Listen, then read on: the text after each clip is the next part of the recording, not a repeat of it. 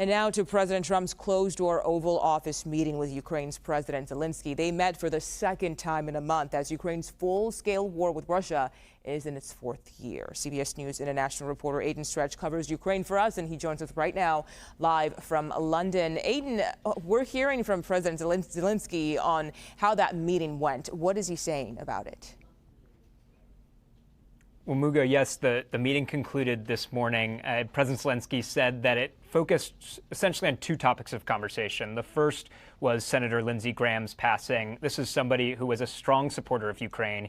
He had traveled to Kyiv 10 times since Russia's full-scale invasion in 2022. He was the co-sponsor of the Graham-Blumenthal sanctions bill. And his last public remarks actually took place in Kyiv just before he died. But the second topic of conversation that Zelenskyy said that he had with President Trump was about securing Patriot interceptor missiles licenses and moving forward production on those interceptors. And a bit of background here on why that's important and what's going on here.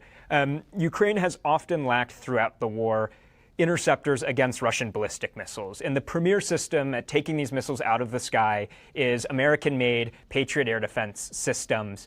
President Zelenskyy had previously secured President Trump's support to build the interceptors that are shot out of these systems. But the way that Ukrainian officials have portrayed this to me is not just about more aid for Ukraine here, but Ukraine devoting its own defense know-how, its supply chains, its factories, with American technologies to build some more of these interceptors that will be useful, yes, in Ukraine, but also globally, including in the United States. And Aidan, just based on what you said there, knowing that President Zelenskyy is asking for some type of military help, is that a sign that we are now farther away than ever before from seeing Russia and Ukraine come back to the negotiating table? There's sort of two different theories here. One is, as you said, that the West provides Ukraine with more weapons, more intelligence. Ukraine continues to strike deep inside Russia, and then that escalates the conflict. Putin feels the need to respond with more attacks deep inside Ukraine. He perhaps entertains more requests for more mobilization of soldiers being sent to the front.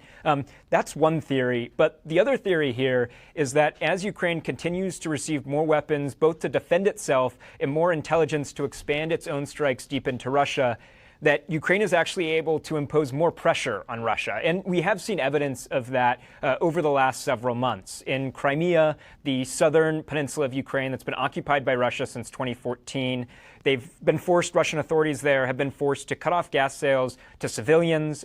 We've seen refineries and warehouses around Moscow in flames. And so there's certainly evidence that these strikes are having an impact in bringing the war closer to Russian society. And again, the question is whether that will have the effect of forcing Putin to consider negotiations or to escalate the war. Okay, we'll see what comes next. Aidan Stretch, appreciate your reporting today.